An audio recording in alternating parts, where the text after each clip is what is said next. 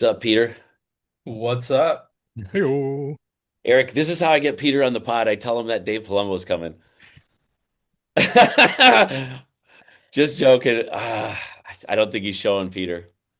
Damn. I know. Okay. Well, I got my questions ready for him. Yeah. Well, Um, we'll still rip out a good episode. Uh okay. we will talk about, let me share my screen. We'll get right into it.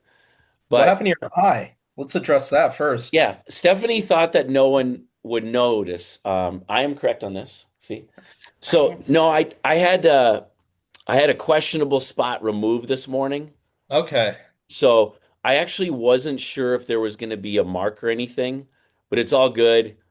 The doctor's actually my friend, and he's like, no, there's probably benign, nothing to worry about. But yeah, all good. And yeah, it was painless. Yeah, you just got to Well, remember to that's put on the good. I'm glad ointments. I've had everything a couple is moles okay. removed. Yeah. Yeah. Right after this, I'll throw the ointment on, throw a Band-Aid, and then I take it off tomorrow. Tomorrow, he said. If it was a little bit lower, you could have like the Nelly little Band-Aid. Shout out to my hometown. But yeah, we'll get right into it. So we obviously talked about Urs moving up. We did watch live. I know all of us were kind of chatting back and forth. What did you guys think? He pulled it off. I thought it was fantastic.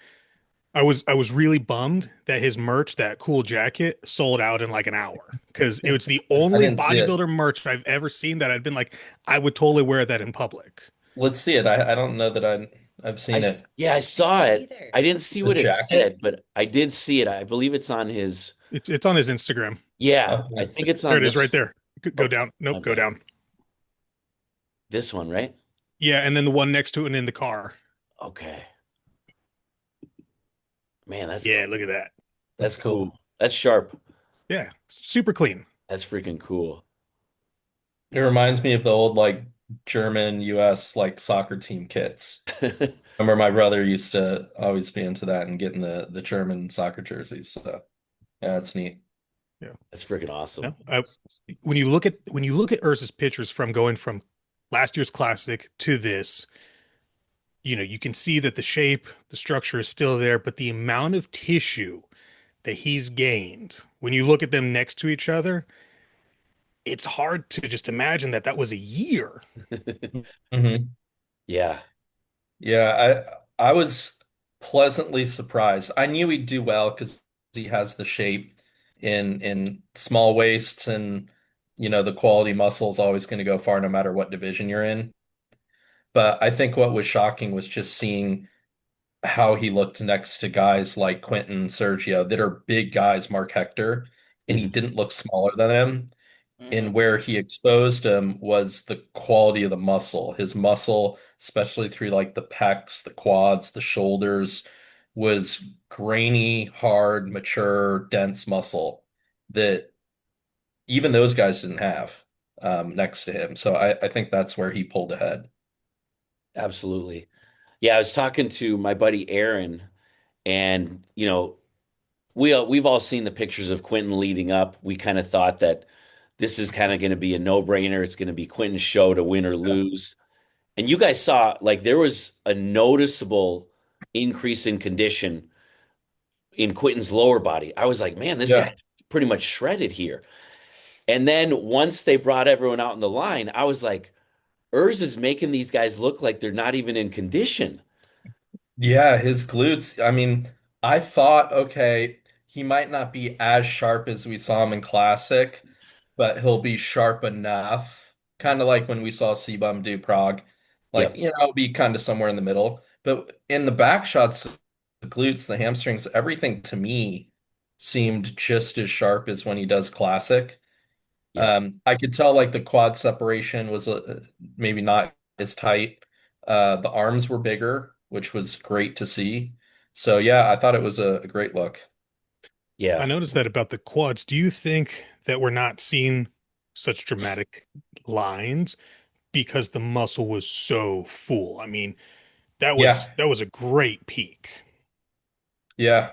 I absolutely think that could be a case. I think his quads have a lot of muscle when they're blasting full, and I'm sure they filled him out big time. Maybe the lines just don't show as deep as when he's completely depleted in classic. Hmm. And you guys know that, I mean, Stefan is kind of known for bringing guys in, with that super compensation, as full Yeah. as you can, obviously with condition. So hmm I think that's very possible. Yeah, and I was hearing Stefan on another podcast talk about the strategy that he had, and I feel like Sergio, his other client, went the other way, where I think Sergio was so concerned about being able to control his ways, having an empty stomach Mhm. on stage that they didn't fill him enough, and then Sergio immediately goes flat in the pecs and in the back, Hmm. where that's where he kind of got exposed, especially in the chest next to hers. So, yeah. What was your take? I thought he looked great. I I knew he was gonna look good, and I was like he went above what I thought was gonna be his first showing for Open. And it's gonna be fun to see him at the Olympia with Yeah. the rest of the guys. Yeah. Now, And we'll see him again this weekend because he's doing Yeah, Germany. yeah. yes, So rematch. there'll be a rematch of him and Quentin. So it'll be, yeah, excited And to see that. Lewis, Lewis is a freak. Guy couldn't I have done anything love differently. Lewis. You know, he kind of um takes his placing because of structure that he can't, really do anything about. But in terms of muscle mass, grainy hard conditioning, freak factor, it's a wild, wild looking guy on stage. And talking about his structure, I saw him in person at Legion, and we talked about this in our group chat. It's like, unless you've met him in person, you cannot fathom how wide of an individual hmm he is because pictures don't do it justice. But his stomach was way more distended back then. So I think after he had the car crash and was able to give his body the break that it really needed from all the competitive stuff, his waist was probably the best it's been in years. So I'm excited for me. I'm old school. I love super freaks. Yeah. The pretty shape is nice to look at for sure, but I want to be Lewis. Where do you fall, Peter? Are you like more on the super freak like Eric, or are you more for like the aesthetics? I like both. Like Yeah. I love bodybuilding and like the Nick Walkers get me excited and the, Derek Lunsford's get me excited when he comes out and hits that vacuum. It's crazy looking with that front double, front lat. So I Yep. like both. If I had to like pick, hey, how would I like to walk around? Be Keon, someone like that, Hmm. obviously. Or like a Justin Shire. To me, like that's the look I would want. Um, but I can appreciate the freak factor because I don't have, I'm a little bit in between. I got some freaky body parts. I don't have the smallest waist. So I can appreciate when you don't have that naturally Oh, small hip structure having to push something else. Right, right. speaking of freaks, Oh, wow. Yeah, we have the The OG freak, original. Jumbo Palumbo. What's up, Dave? Hey, I sorry I was a little late. I was thought you guys were gonna just send me a reminder or whatever. Yeah, no, it's all good, man. We appreciate you coming on. We know you're a busy guy. Yeah, I think it looks like for some reason my camera looks distorted. I don't know what the problem is. Looks fine. Looks fine over here, at least. Yeah, it looks a little Yeah. it definitely looks Yeah. distorted. It looks like it's like squeezed into the frame. I don't know what it is. I'm a perfectionist. This is what I do for a living. Yeah, here we are. This is the Crushing Limits Unleashed podcast. We got a Yeah. special guest, of course, none other than Dave Palumbo. Welcome to the show, man. Thank you. Thank you for having me.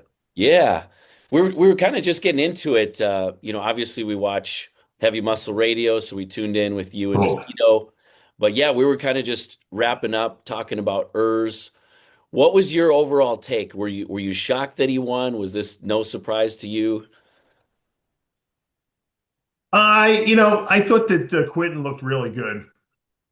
and I thought it could have gone either way. I wasn't there, so I always hate like making like a final decision, not being sitting in that front row because a lot of times um, black guys look better on video and pictures than white guys. I mean, we would talk about Dorian Yates the other day, how people had no idea how incredible he was in person. Just the video and the pictures never did him justice. But Urs did his homework. I mean, the guy was peeled to the bone. I mean, his back could be a little bigger, Mhm. but I think he did enough to win. But Quentin looked really good. I thought that was like one of his best looks. I mean, so I would like to see both of those guys on an Olympia stage. I think they're both Olympia worthy. I think Quentin's probably has more potential than Urs. I think Quentin has unlimited potential. If the guy could put another 10 pounds, 15 pounds on, he'd be unstoppable. But it's easier said than done. Sometimes the guys with the great structures have trouble filling out those structures. Dennis Wolf did it, but even he was like a little shallow, like in the hamstring, lower back area. So, no one gets every gift except Ronnie Coleman. Yeah, we were kind of laughing this morning, just with you and Chris talking about, the Dorian reference and Yeah. what does Cito say? Like just the blonde hair, They look alike. They resemble each other, but that doesn't mean with pictures you could put two people next to each other and you can make any bodybuilder look like another bodybuilder if you bring everything up to proportion. Right. Dorian's back was something like you had a witness. He didn't look like a humanoid. He was like like a gorilla or something like that. The back was so incredibly developed that no one was even close to him. No one. I'm talking no one. And there were some freaky guys. It was Dillette. There were big freaks back in his age that were competing against him, Levrone and Flex. No one had a back even close to him. Even Haney, who had the best back of his era, wasn't even close to Dorian when Dorian was at in that 93 shape. So Mhm. that one is, Nasser called him backzilla for a reason. It was an insult, but really it was his way of saying that his back was so incredible that no one could ever beat it. Yeah. So Dave, before you jumped on, we were all kind of giving our thoughts on Urs, and one of the reasons I thought that he pulled ahead was he seemed to just have a density, muscle quality that a lot of the other guys didn't have in some of the shots. And I Yeah. think it's because he's had that same muscle for however many years he's been doing classic now. That's not new muscle. He's never been able to put on new muscle. That seasoned Yeah. muscle he's had on his physique for the last 6 years at the highest level of bodybuilding. Well, So if Quentin's had that too, though, if you think about yeah, it. yeah. Hmm. But if Urs goes and has one of these off seasons that I think we all want to see where he grows into the open class, puts all that size on the back and the arms where he needs it, will Yeah. he have that same look when he comes back, or will it kind of need some more years to get seasoned and look how he does now? If he could put on another 10 or 15 pounds and it's in the right places, Yeah, yeah, he's going to be very dangerous. agree. He's got a big structure, so he can definitely Mhm. hold it. But back is a hard body part to develop. It's not an easy body part. That's why a Well, I lot of know. guys don't have great backs. If you ever look at like all the natural guys that were really gifted, like Kai, Ronnie, Roden, when they were natural, they had like the good arms, the good legs, chest, but they never had backs. And then when they took gear, the backs, grew. Phil Heath So was another back, one. Phil Heath used to get knocked for his yeah, back. He had the yeah, huge yeah. arms, and then Yep. something flipped, and he turned into having one of the best back doubles of all time. Yeah, because when Phil started, he was essentially natural, and he wasn't, he was probably taking very little gear. The gear gives you that insane strength, which if you don't train your back heavy, it's not getting big. Mhm. That's just one of those body parts you have to work to get. Mhm. And that's if you ever see the weights that Dorian lifted, the weights that Ronnie lifted, that's why their backs were so insane like that. And most people are not willing to do that work and Yeah, go to that place. So, you know, I think that Urs seems like he's, committed to the process now. He's still young. If I had to put my money on anyone, I mean, he's as good a guy to put your money on as any, only because he has age, on yeah. his side. He has age. He has a coach that he's been with for some time now that knows him well. He loves bodybuilding. And let's not forget presentation. He already has that Yeah. down. Yeah, And yeah. And I you think, know, I don't even think Urs needs a coach at this point. I think he kind of knows the process. It's nice to have a coach. I always say it's great to have a coach because it's always good to have a second set of eyes. But this guy, he's self-motivated. He doesn't need anyone to call him and say, "Hey, get your ass to the gym." He's there already. And what's going to happen is everyone was stunned by how great he did and the improvements he made.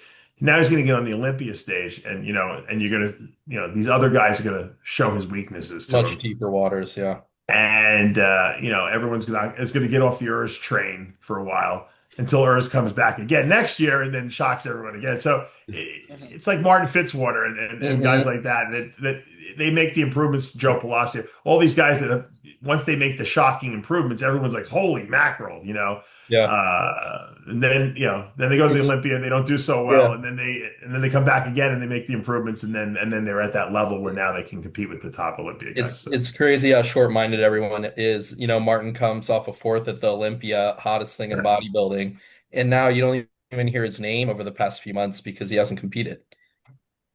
Yeah, I mean, he looked good Yeah. when we saw him. I think that I told him this. It was not an insult, but the most impressive thing that he might put on his resume as a bodybuilder is that he was the only guy to beat Chris Bumstead at his best, and that might be the thing we remember the most of him. I don't know if he'll ever be Mr. Olympia, but we'll certainly say in the trivial facts, in 20 Yeah. years from now, I'll be like, who was the only guy to beat Chris Bumstead at his best? Martin Fitzwater. With that being said, Dave, it's hard to predict obviously until we see him on stage, but where do you see Urs falling, like as far as like the placings? 7th through 10th. Okay. I'm with you there. Yeah. Somewhere in there. Yeah. I think he's good enough to make the top 10, which is saying a lot because this lineup is stacked this year. Yeah. Mhm. But I don't think he can crack that top group. I don't think he's got the firepower. But you know what? I hate to even put that on the record because his conditioning is so good and his presentation is so good that if a couple guys come in off, Hmm. where they're not in condition, he can beat them just by virtue of polish and presentation. So I wouldn't count him out, but if I was a betting guy, I would bet in 7 through 10. Yep. Yeah, which like you said, in this lineup is pretty insane, with The It's phenomenal. I yeah. mean, let's not forget about William Bonac. Can he beat William Bonac? I don't think so. And Bonac might not make the top six. You know what I mean? yeah. So, I I mean, that's a pretty good bodybuilder. Can he beat yeah. Brandon Curry? I don't know. I don't think he can beat Brandon Curry. So, you That got to remember, there's a lot of good guys in this lineup. I feel Right. like that second call out's almost more competitive than the first. Yeah. I think we won't see Oh big yeah. surprises in the first, or we shouldn't. But Yeah. that second call, you got Bonac, Andrew Jacked, Tonio, like all these guys that could be in that fighting for 6th through 10th. Well, I think Andrew Jack's going to be in the top six, but I mean, Yeah. that remains to be seen. Now we have to see him on stage. But, there's a lot of good guys in this lineup, though, Mhm. obviously. Mhm. Yeah. Yep. Yep. It'll You're be fun to watch. you're going to the Olympia, of course, right? I'm booked. I'll be there Wednesday through Sunday night. Yeah. So. Nice. Yeah, we get Yeah, you in. can't miss that show. It's like now that my kids are a little older and I can travel again. It's there's certain shows you have to just be at, and because otherwise, how am I going to critique the show properly? And Yeah. Mm. uh, it's I got to be there. So Yeah, definitely. We get in Tuesday morning. I got to say, when you were talking about it, that was like one of my regrets. Dorian was one of the few guys that I haven't seen uh, like in person. right. Yeah, because I was there for most of the Coleman era, and I had like Mm, literally third row seats. I was there for almost all of Phil's era. wow. So it was like if I could have gone back in time, it would have Right. been 93 Dorian. Yeah. You want to hear something terrible? I used to go to some of the Olympia. I was in a couple of those earlier '90 Olympias, and I didn't even go to the show. I just went there just to the expo. I worked the Yeah. expo. I was so exhausted. I didn't even want to go to the show. 90, I saw Dorian in 97 when Nasser should have beat him that year. Mhm. He was off. I saw it, then I saw pretty much almost every Olympia after that. I saw Ronnie win in Madison Square Garden and all those Olympias after that. I saw in a row, pretty much. The next probably 15 are in a row. But yeah, in the 90s, I was working for Metrics at the time, and they would have us work the booth the whole weekend, and it was like after standing at a booth for 12 hours during the day, or whatever it was, 8, 9 hours, all I wanted to do was go eat and relax. Relax.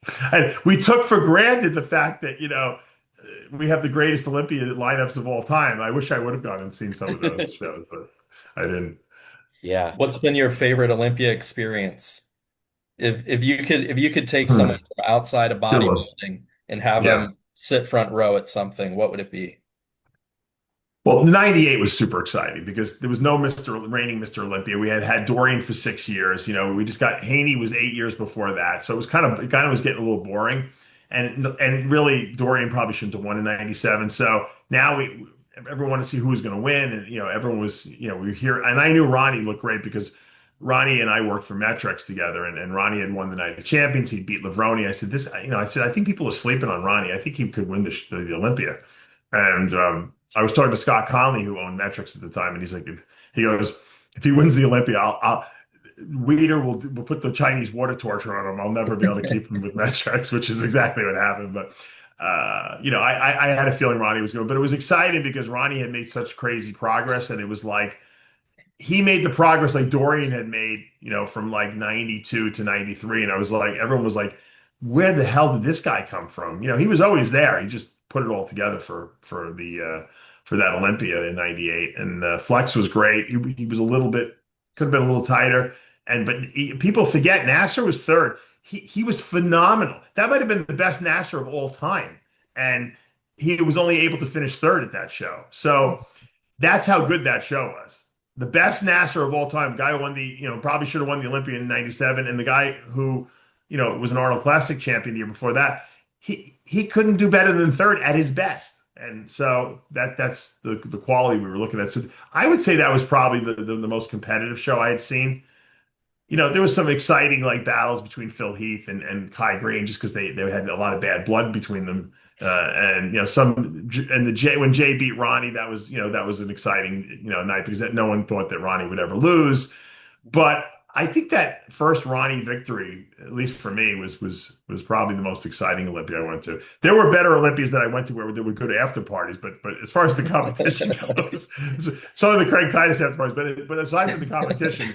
That I would say 98, and that was in New York City in Madison Square Garden. So Mhm. that was you can't get better than that, right?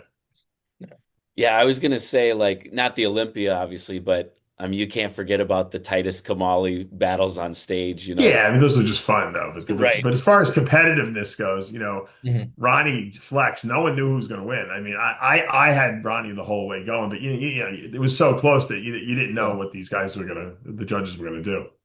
And had Flex won, it'd be interesting what route bodybuilding would have gone.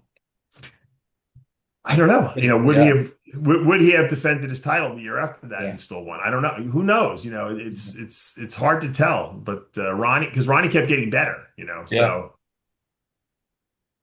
That's and then great. who would have thought in '01 that Ronnie was going to be off and Jay Cutler beats him at prejudging. So it was that whole era was great. At some point it got a little boring because no one could beat Ronnie, and it was just like every year it was the same battle: Jay versus Ronnie, Jay versus Ronnie, and we thought that Ronnie was going to go on forever. And then of course he had the back injury finally caught up to him, and he had that one small lat that year that Jay beat him. And after Jay beat him, that was it. Jay wasn't let go of that title for a few years. So. Yeah, yeah. Well, kind of if we go all the way back, I want obviously a lot of people know your story. For some of the viewers that don't know your story, let's go Yeah. back to like getting into it. Like obviously we're fans. We know that, you used to run like long distances, you went to medical school, all that stuff. But let's go back to like when you were running, what got you to start training weights? I mean, I had worked out in high school a little bit, And because someone said I was like a soccer player and I ran track, and someone said to me, if you worked out, because I always had like crazy veins, like I'm Mhm. all over the place, and people are like, man, if you worked out and put some muscle on, you would look crazy because, oh, everyone loves like vascularity, Yeah. So that kind of stuck in my head. So I started working out and putting a little bit of muscle on in high school, and everything. If I gained 3 pounds, it looked like I gained 20 pounds because I was so lean. And so, I liked the attention. I got stronger, obviously. And I hit a point where there was my father took me away before I went away to college. He took my sister and I to some like hotel up in the Catskill Mountains. And I remember some guy came up. I don't, to this day, I don't know who he is. I wish I could find him, but he said he was a bodybuilding coach, whatever that means. He was from Brooklyn. And the guy said, man, he goes, you got a great upper body. But you look like a rock climber. Because, I would train my upper body, but I didn't train my legs because I was a runner. Mhm. And he's like, you look what your upper body looks like a bodybuilder, your lower body looks like a runner.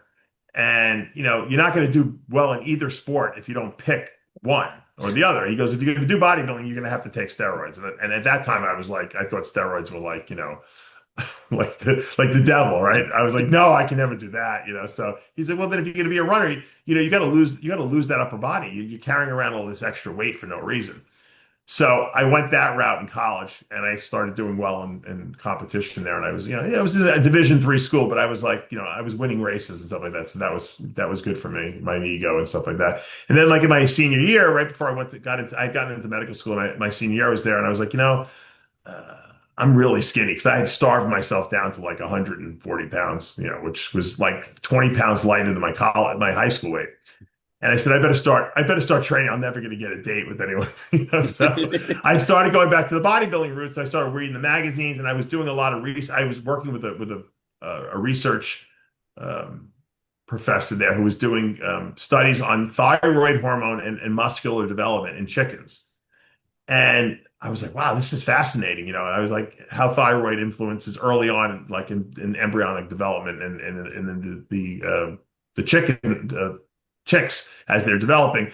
You need thyroid or you don't develop muscle. And they found that thyroid is linked to a new hormone that they had just discovered, which was they originally called somatostatin C, which was actually, and they renamed it IGF-1. So IGF-1 and thyroid have some sort of an interaction. If you don't have enough thyroid, you don't produce enough IGF-1, which really, what it really meant was that growth hormone didn't stimulate the liver to produce enough IGF-1 if there's not enough thyroid. And we kind of know that today. So that's why when you take growth hormone, more T4 converts to T3 in your body because you need more active thyroid hormone because that thyroid hormone is what initiates the release of IGF-1. So all this hormone stuff, and I always loved hormones, started getting me all like excited, and I was like, wow, this is cool, and then you can influence how your body responds. And so I started, then really getting into nutrition first because I was against drugs, off the bat. But I started reading Bill Phillips, and he was talking about anabolic steroids. I probably knew more about anabolic steroids before I ever even took one.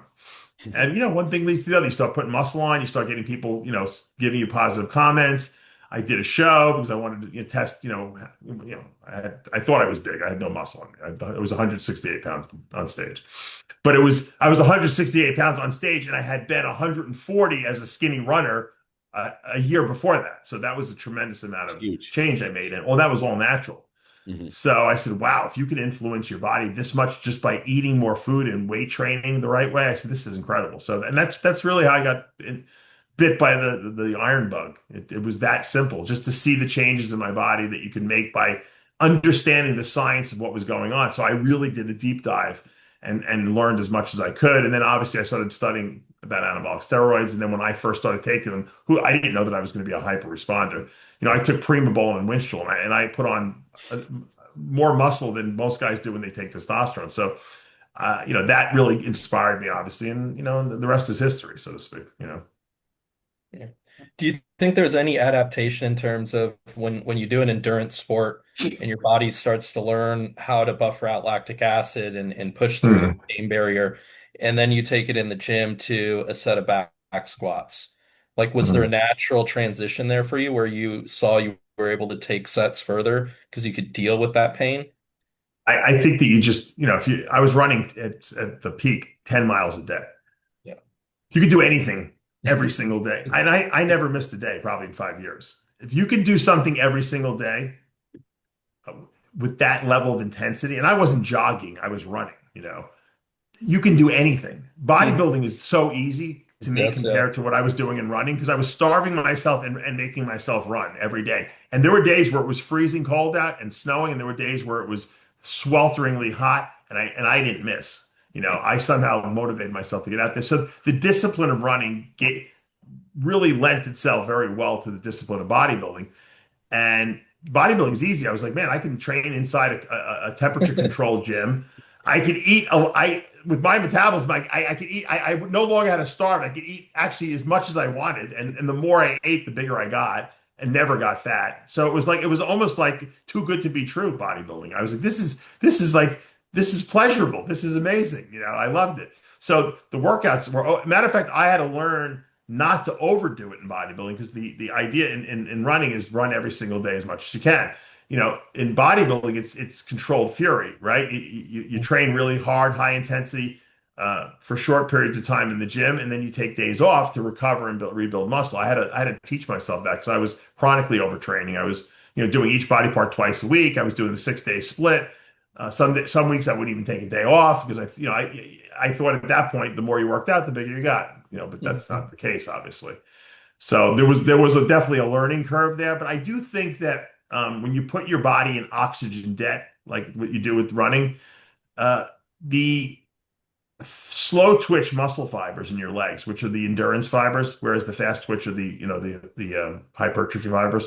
The slow twitch fibers become more oxygen efficient, and they become more efficient at oxidizing fat for fuel because that's obviously the preferred energy source. Obviously, they're also metabolizing glucose because I'm running. I'm not doing low intensity cardio.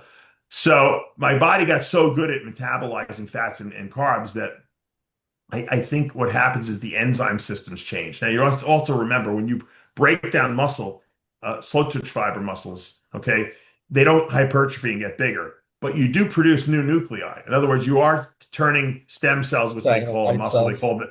they call them satellite cells, but Yeah. they're the same thing. They're I muscle learned stem cells. I learned that from you years ago Yeah, on one of yeah. your podcasts. Yeah. Well, when your body turns those satellite or stem cells into mature muscle fibers, in a runner, you don't see the size change because there is no size change. They're just adding new nuclei. So you're getting more cells you're producing because of the oxygen debt you're putting your body into and the breakdown of muscle tissue, but you don't necessarily see the results because runners don't hypertrophy their muscles. They just become more oxygen efficient. And the reason why you're adding nuclei is because now you have more mitochondria and you have more cells. You can oxidize fats and carbohydrates and metabolize carbohydrates better. But now when you switch sports, and it's happened to a few bodybuilders, I know I'm one of them. I know Roman Fritz was a runner too. When Yeah. you switch sports now and you start weight training and start training these muscle fibers, you have a lot more nuclei there.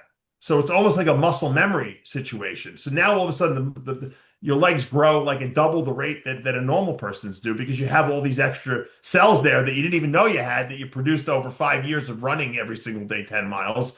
Now the cells can get bigger because they're being subjected to Yeah. stresses that would be conducive to muscle hypertrophy, whereas before they weren't. And I think that's why guys who were runners at one point have really good leg development. So I think they're starting off at an advantage almost with more muscle Yeah. fibers there. And that's my own hypothesis. It makes sense if you think about Yeah. what goes on, but I think that's what had it. And my metabolism obviously was much better than the average bear too, probably from all the years of running as well. Do you think it's a purely like localized effect to the legs, or there's a systematic response and could impact the whole? I think that it's mostly the legs Yeah. because of the pounding that they take. I think obviously there's an arm swing, but I don't think that that's as significant. Yeah. My legs grew way faster than my upper body. It took Hmm. me a longer time to get my upper body to catch up to my legs. So I would Interesting. say it was probably leg related. Yeah. Dave, I started as a sprinter as well. Well, Yeah. it's funny because sprinters, don't, it's more of like a bodybuilding type exercise. So some guys, who sprint, have big legs when they start. So that's the advantage, that Mhm. they have. But I don't think you're getting the same nuclei producing effect that you get from going out and running 10 miles a day. Sure. Yeah. It'd be interesting to take a Tour de France, racer that's in their early 20s and then Yes. put them on a bodybuilding Oh my regimen and God. just I mean, we'd have big Rami Rubiel type legs probably Yeah, if they and had the I know cyclists who've switched over, and they do have yeah, huge legs. So that's cool. That's crazy. And then if you can get them to cycle and row, then you got your Mr. Olympia, right? right. Well, look at Tom Prince was a swimmer. He was a really good swimmer, and he had a huge upper body. His upper body grew really fast. So I wonder if that oxygen debt that he was creating in his upper body from swimming, because you really don't you use your legs a little bit. You don't use your Mhm. legs tremendously. And he had good legs too. But I'm just saying, I wonder if the swimming helped his cause in bodybuilding as well. Yeah, cool. Yeah, I love the theories, man. It could be. Could be. I mean, yeah, I mean, look, it can't hurt. I always tell people other sports, guys that come from athletics always do better in bodybuilding. Yeah. Very rarely do you see a fat kid. Evan Centopani might be the exception, who goes from being a fat kid to a star bodybuilder. You know what I mean? Yeah. Going back, Dave, can you remember, because you were talking about the eating, and you could just eat whatever. At your biggest and heaviest, obviously, you were over 300 pounds, pretty Yeah. much shredded. What was a typical day? Like, what was the highest calorie or macros that you can remember when you were just shoveling all that food? Yeah. I didn't. I probably should have calculated it, but it was like almost. It was like too much of a chore to calculate it. But I was. There were points like where I think I've talked about the crazy shake. Like I would put Yeah. 12 whole eggs in a blender. I've told those stories about those crazy shakes. When I was at that stage, it was like I couldn't eat anymore because I was so fucking full from eating so much that I would do like three of those like crazy. So I was doing like 36 eggs a day with like a cup of oatmeal and whey and a packet of Met-Rex and all that was all blended up. Hmm. And then what I would do is like in the middle of the night, I would wake up twice and have like an ultra fuel, which was 100 grams of carbs with Right. like like 40 grams of protein, like a Met-Rex shake. So I was working with Met-Rex at the time, so I was using Met-Rex.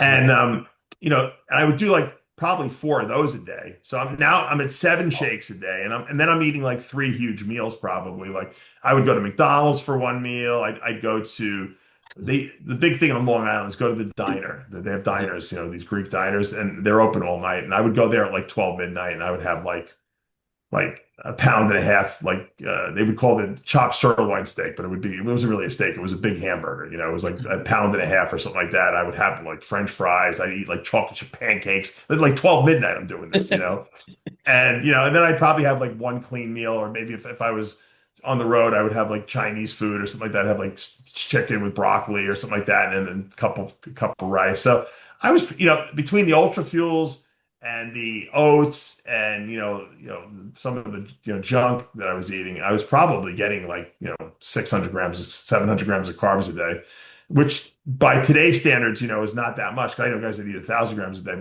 but I was doing like 600 grams of protein. Probably I was probably getting 300 grams of fat a day. So it was a big. I was still skewing my diet to protein fat because I grew better from that. I just knew I needed a certain threshold amount of carbs to fuel the process.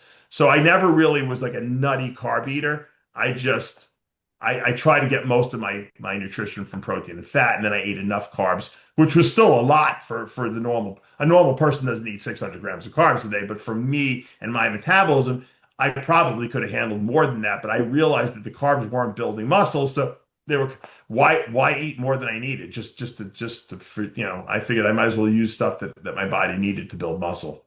Right. Would you still do it that way if you started bodybuilding today? Yeah, I always tell people the only regret I ever have is that I didn't discover fiber earlier in my career. If Yeah. I wish I would have known. I wish I had a product like Fiberlize, like when I Mhm. was like first starting out, because I was eating so much food that it was just kind of laying in my belly, and I think it really stretched out my midsection a lot and kind of fucking ruined it a little bit. But once I discovered fiber towards the second half of my career, I started doing better, and I wasn't even as big. Like I was competing at like 268 on stage and in 02, 03, and those were my highest placings. When I was competing at over 270, I probably had more muscle because my shoulders were better, but the the aesthetics of it weren't as good because I couldn't. It was like I always felt distended and everything like that. And it was because I was eating so much food to Yeah. maintain my metabolism, and I wasn't moving the waste through my body, and probably I probably my gut health was probably wasn't good because if you don't take a fiber supplement, there's no fiber in the shakes that I was drinking. There's no fiber in the foods that I was eating. They were devoid. But no one knew about fiber. No one. I had just discovered fats. No one even knew about fats before that. I had just discovered fats. I thought I found the secret ingredient, which was a secret ingredient because people, like I said, in the 80s and early 90s, ate no fat in their diet, and that was a huge mistake. Hmm. And when I discovered fiber, it was like, holy mackerel, I can't believe how dumb I was that I didn't realize how important this was. And then, of course, I developed my own fiber product in '07, '08. And, that kind of changed the game. I said, and now that then I started studying about the gut bacteria, and I realized that it controls everything from your brain function to your brain neurotransmitters to the integrity of your whole colon and small intestine, because that the whole lining of your intestinal tract is, if it's not protected by this layer of these good bacteria, it leaves your body vulnerable to anything that comes in to your body, anything you eat, any kind of pathogens, whether it be parasites, bacteria, fungal type stuff, yeast. It goes right into your body, right into your bloodstream. That's what's called leaky gut. And a lot of people, probably, I'd say 50% of the bodybuilders out there probably have leaky gut because the integrity of their intestinal tract sucks because they eat so much food and it just wipes out those gut bacteria, and they eat no fiber. Fiber is like it's like feeding the fish in your fish tank. You know what I mean? If you don't get the fish food, they're gonna die, right? I mean, it's inevitable. It doesn't matter how much algae's in there and other crap that they potentially could eat. They want a certain food, and so same thing with your gut bacteria. They want fiber to ferment. And so many different systems in your body, from your immune system to your neurotransmitters, are really dependent on that. And I think guys today are way healthier from a gut perspective, and I think that's another reason why guys got bigger. Think about when Yeah. I was competing, I was the biggest guy. Now there's 50 guys that are as big as I was. So Yeah. there's something that changed. It wasn't just drugs. The drugs are the same exact drugs. It's Mhm. that we have a better grip on nutrition. Everyone knows that you have to have protein, you have to have fats. They know about gut health now. They know they take better supplements. Just the quality of what's out there, the knowledge that's out there is much better. I mean, we have healing peptides nowadays. I mean, the technology's better, and I think that you're a fool if you don't take advantage of it. And so that's why I'm always trying to still spread the gospel about, the latest and greatest, because I learn something new every day. I'm always trying to pick up some new information and pass it on to everyone that's out there. I mean, that's pretty much my job now, right? I mean, so I That's like a it though. it's a good segue into one of the questions I was excited to ask. I think everyone on this podcast, Chris and I were talking about this, is, if I look back, the majority of what I've learned over the past 15, 20 years has been from listening to RX Muscle, Heavy Muscle, because at the Thank time you. you were the only one, putting out any content with Sure. any type of academic background and application in bodybuilding. So Mhm. my question is, what is you feel the biggest contribution you've made to bodybuilding, or the one that you're the most proud of? Is it fiber lies? Is it something else? Is it a concept? What is it? You know, when I was coming up, and even to this day, I still feel this way, but I always felt like I didn't have anyone who I can go to when I had a question that needed to be answered. Like I hit a certain stage in my life where knowledge wise, I had very few people that I can go and ask questions to. Early on in the '90s, it was Scott Conley because he was, a doctor. He's probably even to this day the foremost authority in protein metabolism. No one knows more than him from a chemical standpoint, than he does. So he was the guy I could ask the technical questions to. And the problem also is that while there are guys that have a lot of technical information, they can't really relate that information in a relatable way that the average person can understand what they're talking about.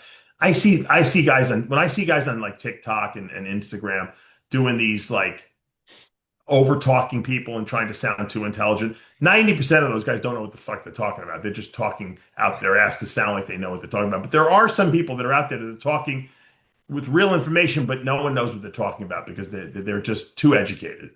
So one of my gifts, I guess, always was, and maybe I get it from my dad because my dad was an English teacher for 35 years, and he was always very good at relating complex subjects like grammar and insights into literature in a very palatable way. In other words, you can digest it. You understood what he was talking about. He could take Hamlet and explain it to you, and you'd be like, "Oh, that's what they mean." And so I kind of did the same thing, I guess, with like nutrition, supplementation, drugs, training. It's like I could take like very complex, subjects that I can get into the and geek out over, and then take that very complex subject and break it down into this very simplistic way that the average person can understand that doesn't maybe have a college education, it doesn't have a degree in biology, because you don't have to. And I break it down in a way that someone can say, "Oh, that's what's going on there." And it makes people at ease to know, hey, I'm doing this, or I'm eating this food, or I'm training this way, or I'm taking this supplement for a reason. And Dave explained the reason. You were just saying, I follow all your stuff. You do because it helps you understand why you're doing the things you're doing. Because if someone just tells you to do something, and then when you ask them why, and they say, because I said so, that's not good for people who are very inquisitive, and they're not going to accept that. They're going to be like, I don't know if I should listen to that. It makes me feel very uneasy. Or if they listen to someone online and they don't know what the hell they're talking about, but they do it anyway because they think, well, he's an expert. I always said I'll never follow the advice of someone if they can't answer my question, why? Why are we doing this? What's the reason behind it? So, that's something that I always gave to all my videos and all the information I put out there. I always say why. And you know what? If I don't know something, I say, I don't know. I'll look it up. I'll try to find out, but I don't know and there's nothing wrong with saying that. And I think people trust me. So over the years, and I started out giving information away for free. I still give away information for free. But when I started with the internet, when it first kind of launched in 92, 93, 94, whatever, I was writing for websites. I just gave away free information because Bill Phillips used to do that. And that's how he got to where he was. And I said, at some point, all this free information I'm giving away will endear people and have people say to me, you know what? This guy really cares about our health. He cares about our progress we're making. He has no vested interest in it, and we support him because of that. And so that's probably my biggest contribution, is being able to give good, honest information that people know is the truth, whether it hurts or not. We always The say the truth truth hurts. hurts. And you know what? I'm not going to sugarcoat it for you. I'm going to tell you the truth. And you might not like what I'm saying, and it might not support your thesis or whatever you're selling, but you better believe it. If I say it, it's true. And if it's not, I'll come back and I'll say I made a mistake. But most of the time, I usually don't talk without knowing what I'm talking about.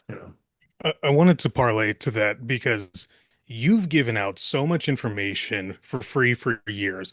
I've learned a tremendous, I mean, everyone here has learned a tremendous amount from you back from the RX Muscle days, even before, muscular development. We're going way, way back. I wanted to bring up something, though, that most people don't remember. You have always brought forth all sorts of really new things that people have never heard about. Years ago, you did probably one of the coolest things I'd seen anyone do when you were talking about black mica and you were doing a live blood review, seeing the modality of the blood. And I thought that was such a fascinating thing. But then it just kind of fell off the face of the earth. No Yeah, one really talked about it after that. It was kind of like a 15-minute I woohoo, and know. then it just disappeared. One, what happened to it? And two, you see all sorts of really cool things and you get to be involved in all sorts of really Yeah. neat things. Over the years, is there something that you saw that you're like, that is the coolest shit ever, but it just never blossomed to anything? Right, right. I think black mica. I was actually selling it for a while just because I believed in it so much. It was like a mineral they got, from excavating it from the caverns, where they were able to, excavate this mica and then solubilize it. And it was a tremendous mineral supplement, and it supposedly helped. I was working with this guy who would draw your blood and show you blood, before, and you'd see all the cells kind of like sticking together, and then you'd drink this black mica, and it was almost like it allowed the cells to kind of just not stick to each other, and you could see the results, like you said, you saw the results. And so I was selling it for a while on my site, and then it just became, I don't know if the government banned it because it worked too good, but it wasn't available anymore, and no one can get it anymore. And there were some lawsuits. Like it was like it weirdly disappeared, and it became like something you just don't talk about. And I don't, to this day, I don't know. I haven't seen it really at all. And so I just kind of like stepped away from it. But the same person also was doing some interesting stuff. I know this was a different person. There was another one of the things that I felt really, really cool was, and I still have it to this day. I wish I used it more because I'm just so busy all the time. But ozone therapy. I My remember. friend Blake Miller, I've done some videos with him, and ozone is O3, whereas oxygen's O2. So it's three oxygen molecules bound together, and there's so much they do with ozone therapies now as far as anti-cancer treatments and hyperoxygenating your body. And it's I think there's a lot of potential with the ozone saunas. I have an ozone sauna. When you sit in this ozone sauna, first of all, it's just a regular sauna. You put like water in there and it kind of creates steam. But then you put like a tube in there, which through into your ozone machine. And basically, the way you make ozone is you have an oxygen tank that feeds into this machine and it turns the pure oxygen into ozone, and then it pumps it through this tube into this like sauna.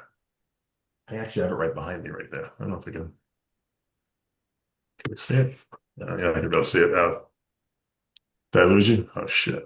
No, No, you're still see you. good. Oh, you still there? Okay. Yeah, you're still good. So so the sauna, you sit in there and you pump the ozone in, and you sit on a white towel for the experiment.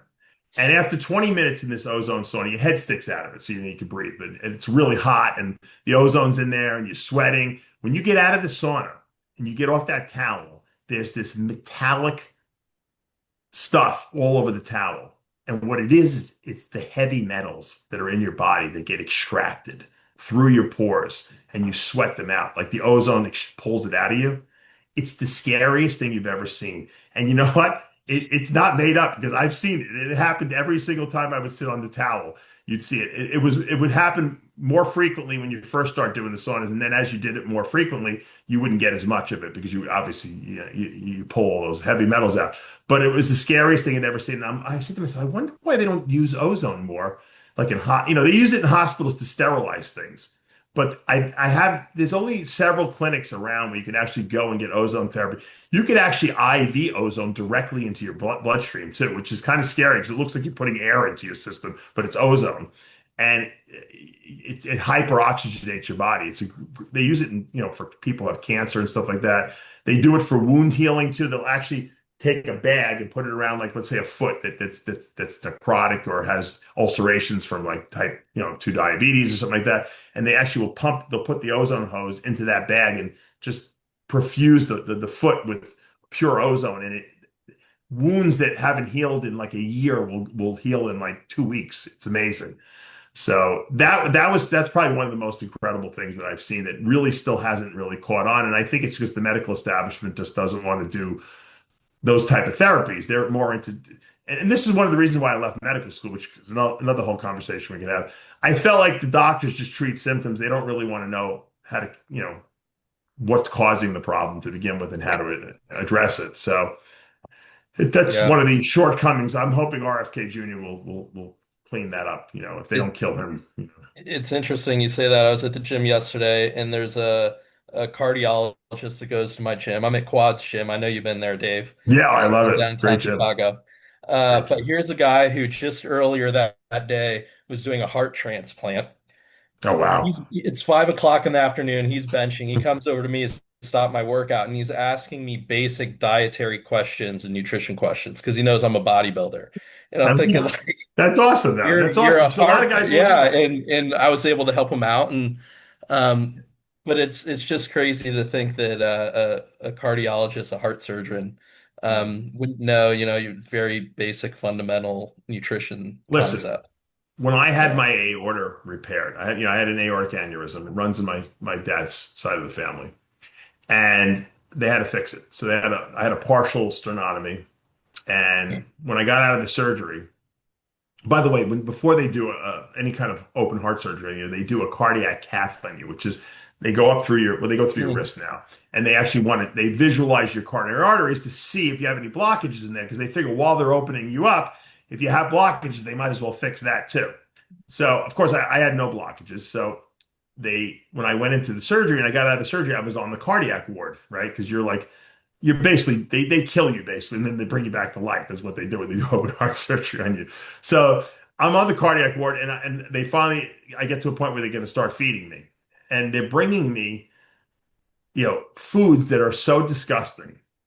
They're bringing me cake and rice and basically all carbs and like no fats and like egg whites and like white fish and just the plain, nothing has salt on it. I'm like, can I ask you who's creating this menu? Oh, I said, can I get some real food? And can I get some whole eggs? They're like, oh, you're on the cardiac ward. So I get the nutritionist comes down. This is the certified nutritionist comes down. And I'm like, is there any reason why I'm on a cardiac diet? She's like, well, you're on the cardiac ward. I said, but I don't have any blockages in my coronary arteries.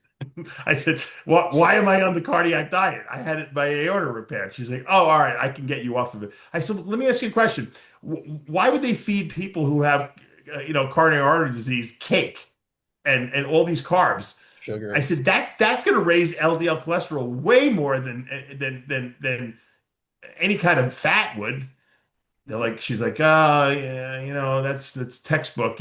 So they haven't even changed, even though we know that carbs are what are the and sugars are really the culprit for high cholesterol and high triglycerides.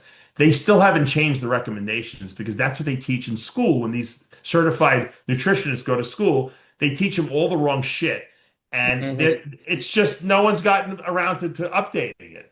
Yeah.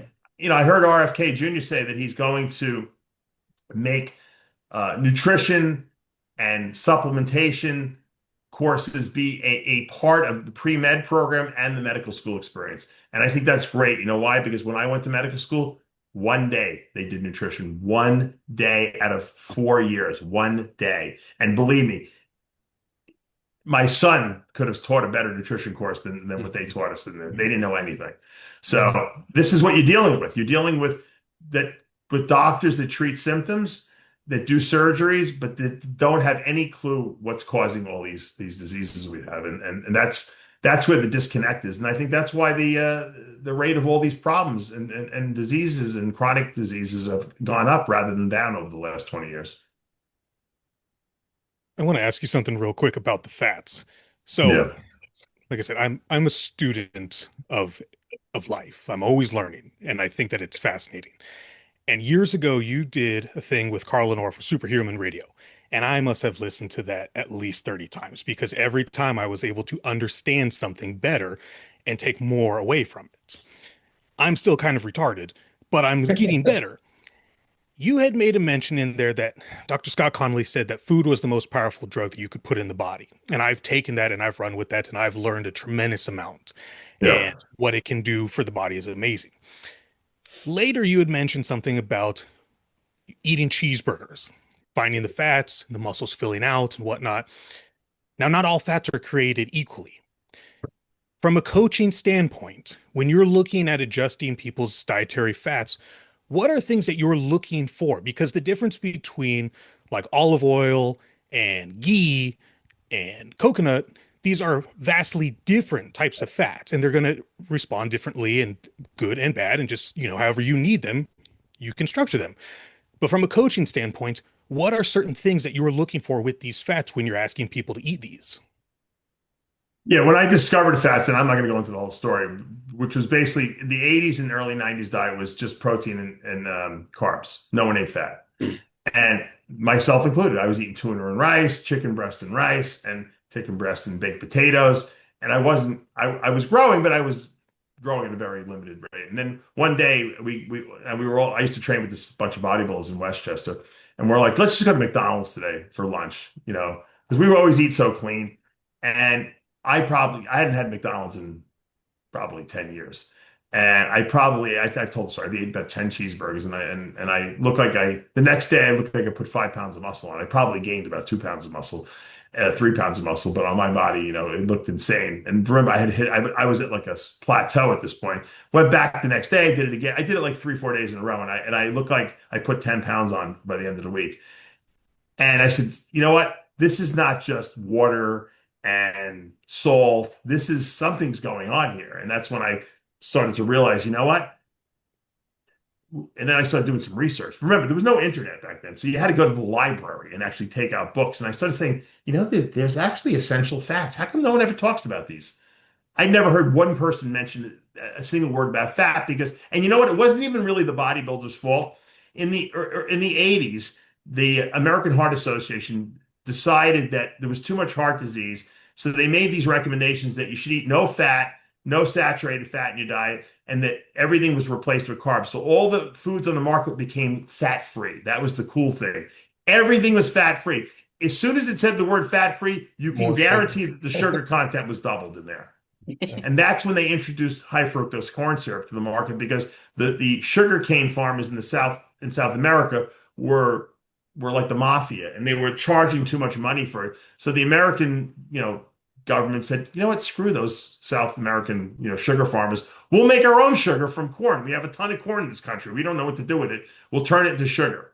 And so they made high fructose corn syrup, which was they didn't realize at the time, but Scott Connolly wrote a book and he called fructose the F word in nutrition, and he said it was analogous to putting poison in the well of the water that people were drinking. In other words, the community was being exposed to this new form of sugar that they didn't even know was poison, and they were being poisoned. And what happened over the next 20 years? Heart disease went up by like 50% instead of going down. And then they obviously, to make a long story short, it wasn't the fat that was causing the problem; it was the sugar. So I realized that fats were not the enemy. It was carbs, and in my case, it was nothing because I couldn't get fat no matter what I did. So, but I realized that when I started eating fats, I started growing. And so what I said was, I got to quantify this. It can't just be cheeseburgers that are going to make me grow. Although I was eating cheeseburgers every day at this point now, once I realized that. So I did a deep dive on fats, and I realized there was 3 categories of fats, essentially, just to simplify things. You have your saturated fats, which are predominantly your animal fats. There's a couple plant fats like coconut oil and palm oil that are considered saturated, but they're medium chain saturated. They're not long chain saturated. So they don't really fit the model of that. But so the long chain saturated fats are your animal fats, like red meat. You find that in there. You find it in chicken.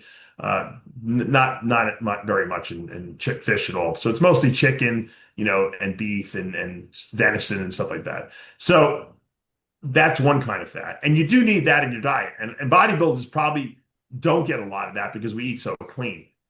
Then there's what we call the polyunsaturated fats, which are also known as the essential fats. So these are the fatty acids that your body can't synthesize on their own. They have to get it from the diet. And there's 2 families of that, the omega-3s and omega-6s. And there are active forms of the omega-3s and 6s, the omega-3s would be DHA, EPA, and the omega-6 activated fats are arachidonic acid, which we get a ton of it in all the red meat and chicken meat. And then there's GLA, which it's very hard to get from the diet. So the 3 you can't get from the diet are your GLA, which is one of your omega-6 fats, and you can't get the EPA, DHA. And what's his name? Bill Phillips was advocating in the early 90s to take flaxseed because he knew that was an omega-3 fat. The problem was that he didn't realize at the time was that humans don't convert plant sources of omega-3 fats into usable form, the EPA, DHA. You can only get it from animals. So fish oil became that's why fish oil came into style, because flaxseed wasn't accomplishing anything. You can give flaxseed to like cows, and you can give flaxseed to like chickens, and they'll utilize it, but we can't. We don't have the digestive system to do that. We don't have the enzyme system to do that. So you need to take those in. And I realized it was really hard to get those type of fats from a diet, because who eats wild caught salmon, anymore? It's expensive and it's not available. And where do you get GLA? Who eats primrose oil? So yeah, I started taking supplemental forms of this, and I started once again noticing better recovery from workouts, putting on more muscle. And then the third category of fats is your monounsaturated fats, which are what we consider them your heart healthy fats. Those are the good burning fats. Those are the fats that you should be the predominant amount of fat you take in should come from that. And that's like extra virgin olive oil, macadamia nut oil, which I'm a big advocate of. I sell it obviously because olive oil you really can't cook with it. It burns, it's light sensitive, it oxidizes easily, it doesn't really taste great. Macadamia nut oil tastes like butter. And then avocados and avocado oil, those are also monounsaturated fats. So most of the fats you should take in should come from monos. You should take a supplemental form of the essential fats because it's very hard to find in the diet. And then you should take some saturated fat into, especially if you're bodybuilding, because you want that arachidonic acid, because arachidonic acid, which is an essential omega-6 fat, is what incites inflammation. And you would say, well, we don't want that, right? Well, yeah, if you're a couch potato, you want inflammation. But if you're a bodybuilder who just gets out of the gym, you want that inflammatory response is what tells the body to start repairing muscle. That's why if you ever took like a lot of ibuprofen inhibits muscle gains because it inhibits inflammation.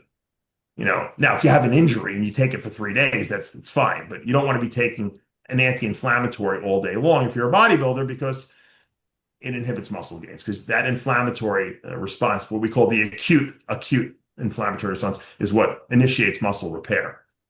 So these fats become so important. And then, if that's not enough, you say, well, what are these fats actually doing in the body? Well, yeah, you can make some hormones, enzymes out of this, but the most important thing is that the muscle cells themselves, while the internal components are made up of protein predominantly, the membrane that surrounds the muscle cell, which we call the cell membrane, is made up of fat.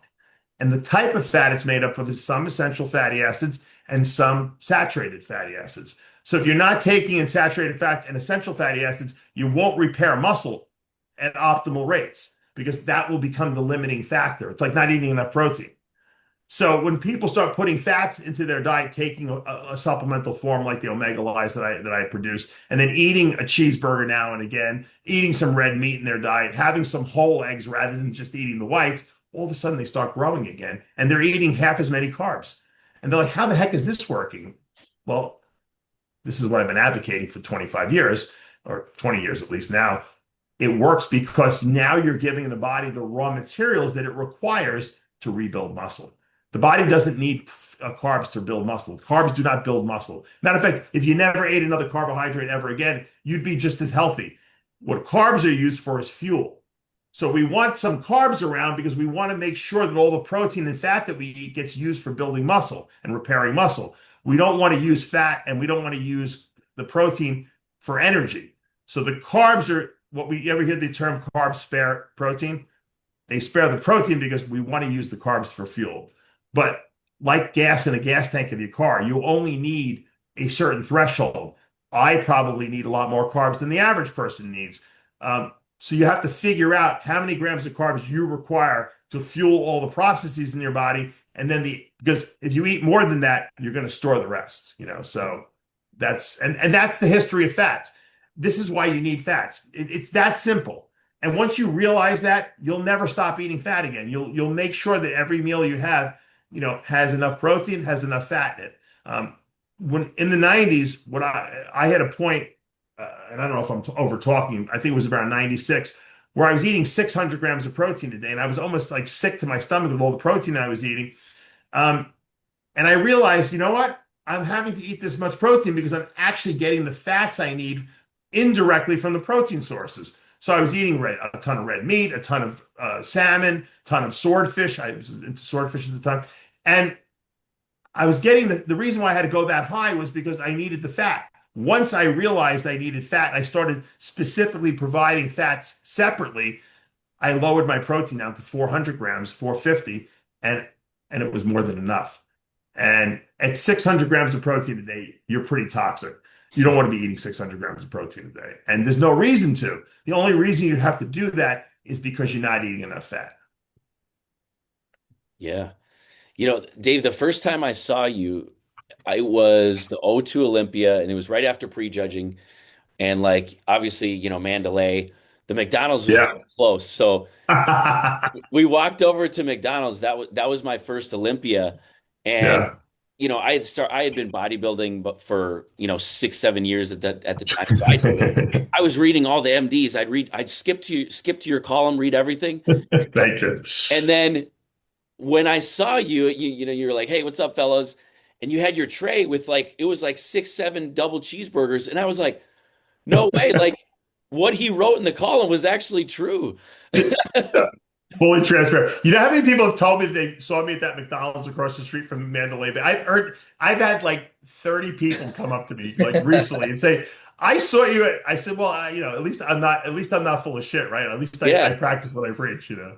yeah. I looked at that and like, I mean, you were just enormous, and I was I like, knew where every McDonald's was in every state. It was at the Mandalay Bay, which is where they held the Olympia. yeah, Across the street from the Mandalay Bay, there was a McDonald's. But I was so lazy that I didn't want to have to walk across the street because Las Vegas Boulevard is pretty busy. yeah, That there was actually one in the food court next door in the Luxor Hotel, which is the Pyramid Hotel. right, So right. I used to stay. So I started staying there because I could just go down to the food court and order the cheeseburger, and then walk through the. They have like a connecting walkway that goes from the Luxor to the Mandalay Bay, so I can get to the Olympia. So I was staying at the Luxor just for the convenience to the McDonald's after a while. Man, that's classic. Yeah, that's awesome, man. Yeah. Kind of like what me and Peter talk all the time, just like Eric. And you were actually my first bodybuilding coach. Yes. Yeah. I didn't know I was. I didn't know he was. I didn't know I was your first, but Yeah, yeah, you were my first bodybuilding coach. We funny. worked together. It was What oh year 07, is yeah, that? oh 07 to like middle of oh 08. And that was where I Right. learned, like you were talking about with the fats. And like I was already Mm, eating eggs at the time, I was already eating right. red meat. But once you had increased my whole egg, I would notice Mm. right after a meal, my veins would just be exploding. And that was Whole like, eggs are the best. The best pro. I think whole eggs are the best protein source that you can eat. To be honest with yeah. you. And I realized right there, like, this guy's absolutely right. It's the fats that I need. And then, we adjusted the carbs obviously for performance. Yeah. But once you had increased my fats, it was like I just started to look better and better. You know what's a great food for bodybuilders? And I always tell I had a friend who didn't like this food, and I used to say, "You're not a real bodybuilder." Sushi's the best Knew bodybuilding you were food gonna say that. I because keep I keep it's telling like him, raw, it's unadulterated, it's such Salmon. pure protein. It's like your body just assimilates it so well. And I had a friend who hated sushi, and we would go for we'd go to this all you can eat place. This was back when they didn't have all you can eat places. They had one place in Manhattan. We would drive into Manhattan from Long Island on Friday or Saturday nights, and we would go eat there. And he would come with us, and he would never eat. He would pretend to eat he would eat the cooked stuff. Like he didn't really like the raw fish, but he was so petrified that I was going to say he wasn't a real bodybuilder. He, he would pretend to eat it anyway, just because he didn't want to feel left out because everyone else was devouring sushi. Every bodybuilder in the tri-state area would go to this place. It was like a body. I told everyone about this place, so it was like a bodybuilder's who's who, and I think guys would just show up there just to ask questions and talk bodybuilding, gossip. Because remember, there was no social media back then, right? so the only place you saw bodybuilders was either in the gym or at shows. So once guys caught on that we were at this place every Friday or Saturday night, no one had to call each other. People just showed up, and everyone was. I even saw Steve Weinberger there a few times. Everyone was at this place, and it was not like I said. It was not around the corner. We had to go into Manhattan to go to this place, but it was For like I said, that was before the good old days of social media. for years I did that. I was trying to bring up my back right after I was done training back. I'd walk down the Yeah. street, sushi, and I'd get like 5 or 6 rolls of just salmon avocado Salmon, toast yes, yes, my and some favorite. soy Yeah. sauce and put that down. Yeah. You know what's good about salmon avocado? There's salmon carries no heavy metals. Mhm. So like I always get a little nervous about eating too much tuna sometimes because tuna has a lot, can have mercury in it and stuff like that. And some of the other sushi fishes have it. But salmon and yellowtail, and which I think are the two best, Yeah. are Agree. really kind of devoid of heavy metals. So you can kind of chow down on those and not really worry about it too much. Yeah, and I was only doing it like twice a week or so, so I wasn't too worried Yeah. about it. But there's crazy body. There have been a couple bodybuilders, Jason Ha and Dominic Cardone, with mercury poisoning. Oh Oddly yeah. Well, enough. Yeah. Jason got it from striped bass, believe it or not. He was eating Um, striped bass every night, and that I didn't even know striped bass had mercury, but evidently it so has a lot. Side note, one of the best interviews you've ever done was after he won the USA's. I still will go back and watch that. And It's yeah, funny because Jason Huh was I was one of his first coaches, and right after he kind of won team nationals. And so we had a really good relationship, and we still do to this day. We still, we don't talk every day, but when we talk, we have a close relationship. And he was working. He had signed a contract with Muscle Development at the time. And remember, I had started RX Muscle, and we were kind of opposite them.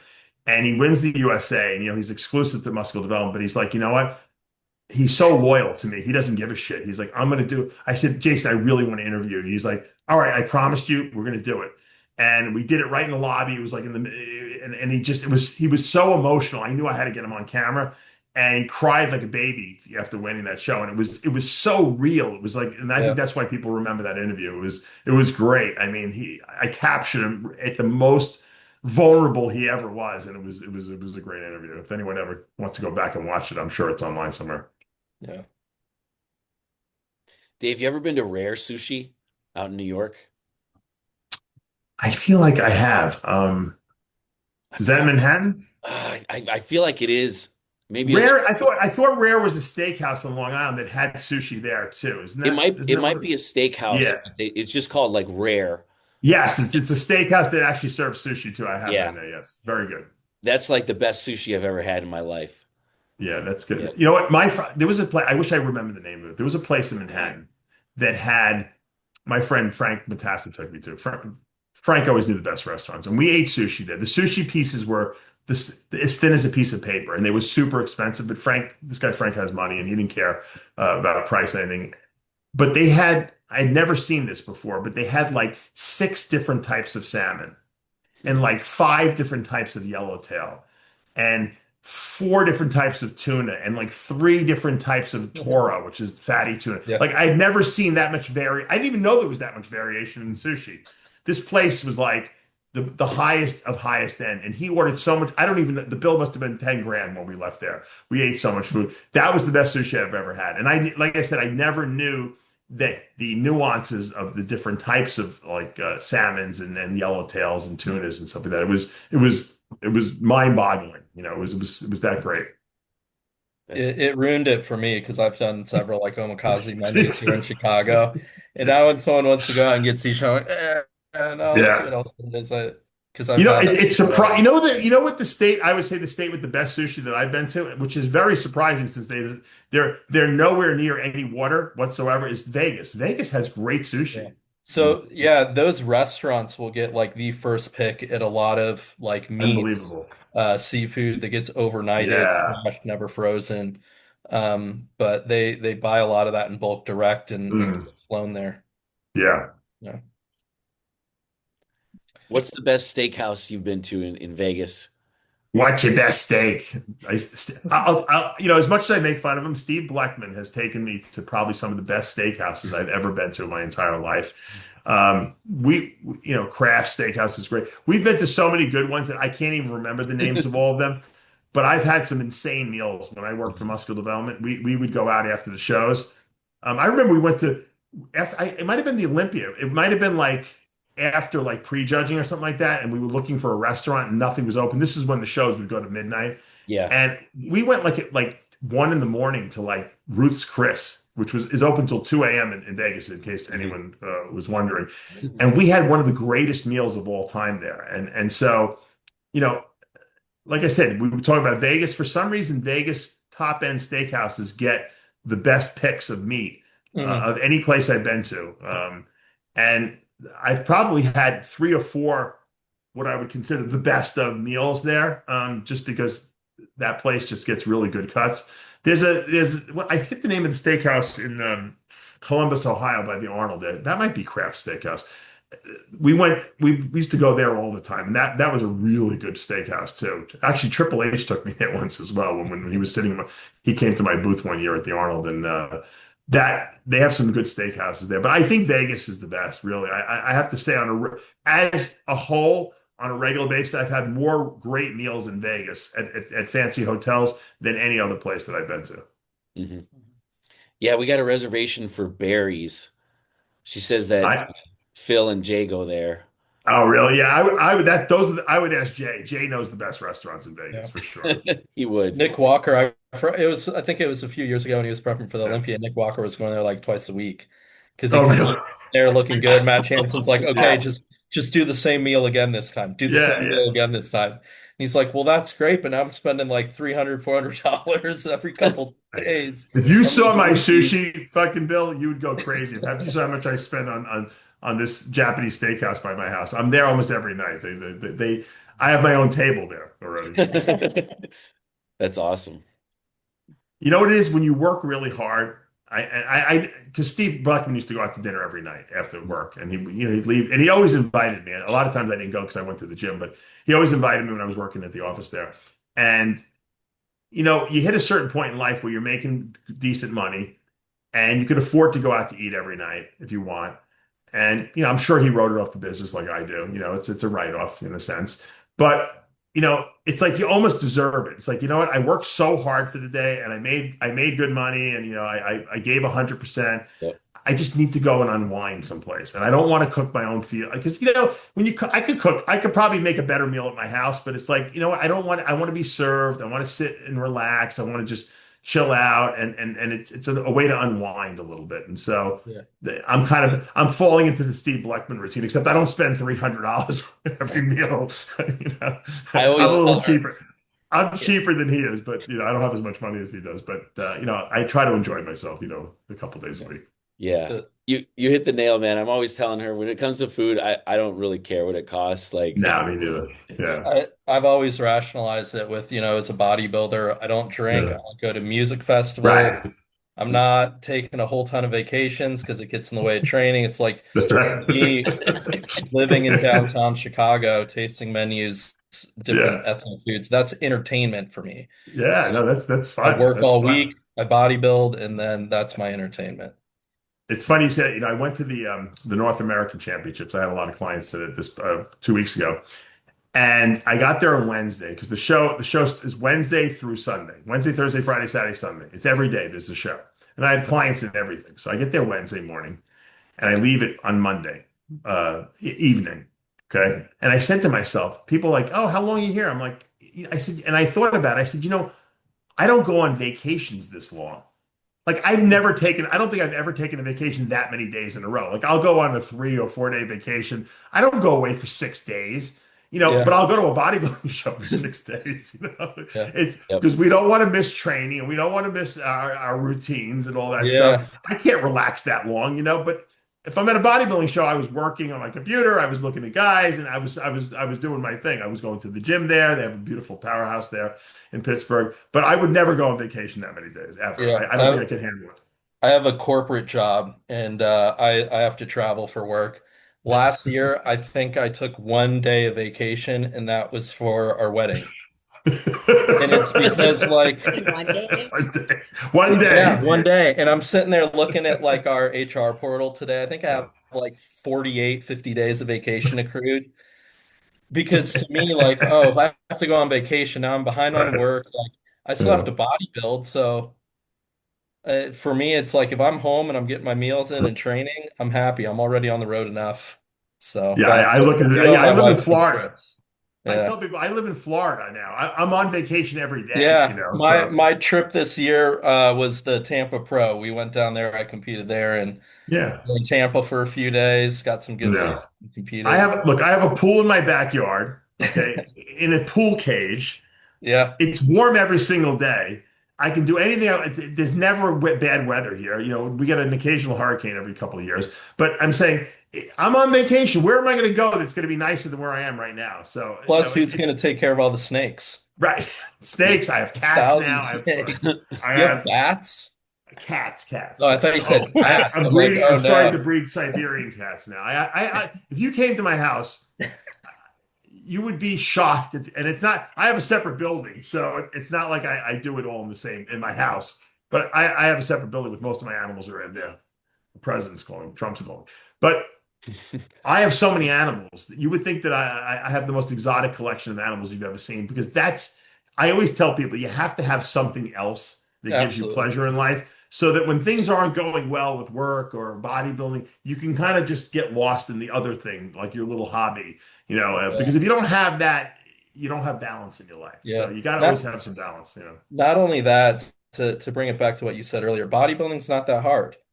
Yeah. You get your 6 meals in a day and you train. Other than that, you Right. should be able to do other things in your life. Right, but you know what happens? You become consumed with it, and so Yeah. you start studying it, and that's fine. I think that if Yeah. you immerse yourself in your craft, you become better at it.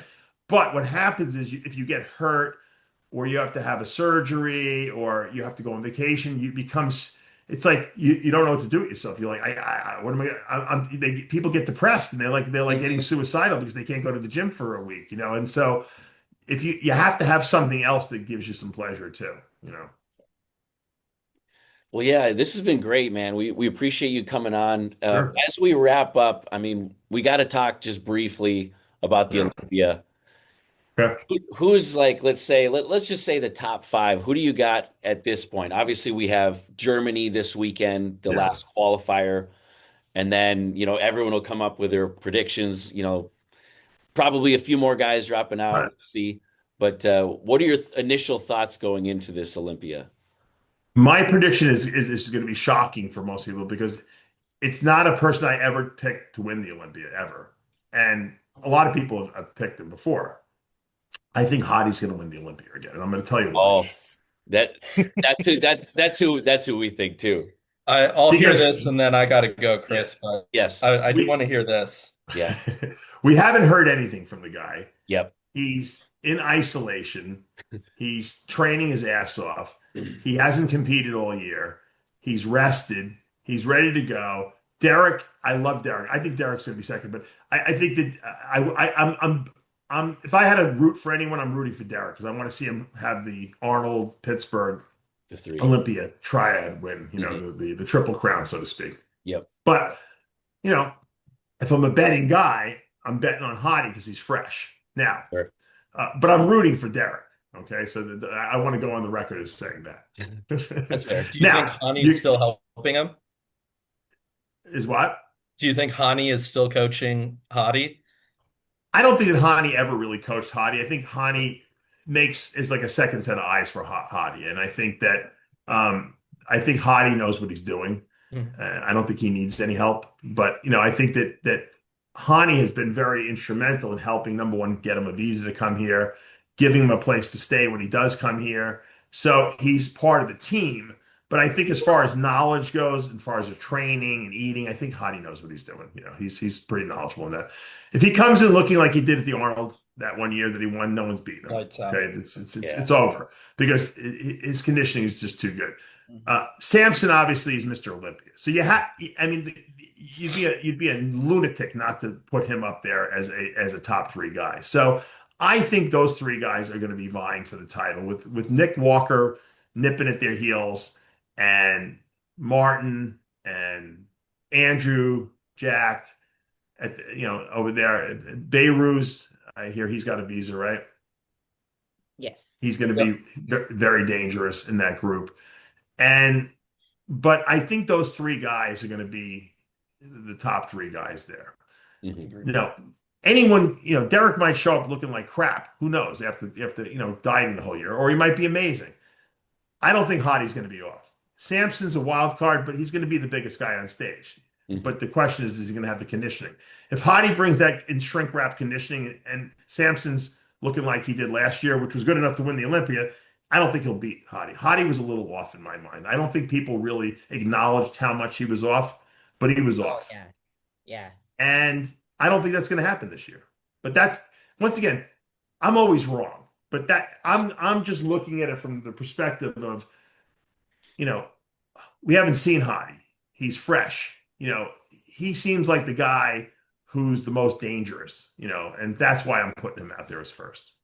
Yeah, absolutely. All right. Chris, I have to drop, Yeah. but Dave, it was a pleasure.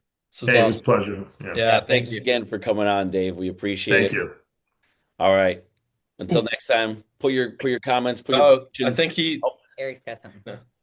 I've had this question in the back of my head since we talked about doing this episode, and Okay. I've been wanting to ask you this for years. I meant to ask you when I saw you at the Masters USA's last year, but you were swamped doing 20 other Yeah. things. But Now, imagine that. yeah, Imagine yeah. that. Who would have thought? You've had the amazing opportunity to see so many great bodybuilders in person. You get to work with them. You've done the media coverage for them. We're all coaches here. So we always see someone you're like, man, I would love to work with that one athlete. Like for me, it's Trey Brewer. I've always just been infatuated with Trey Brewer. I always thought he just had something special. Is there someone that you saw, whether they turned pro or not, that you were like, wow, I would have loved to have worked with that person? Well, when I saw Tony Freeman at the 2002 Nationals when he beat me, and remember, Tony was coming back from a torn pec injury. Probably he wasn't at his best. I was second. A lot of people thought I could have beaten him at that show, but after that, I never would have touched him.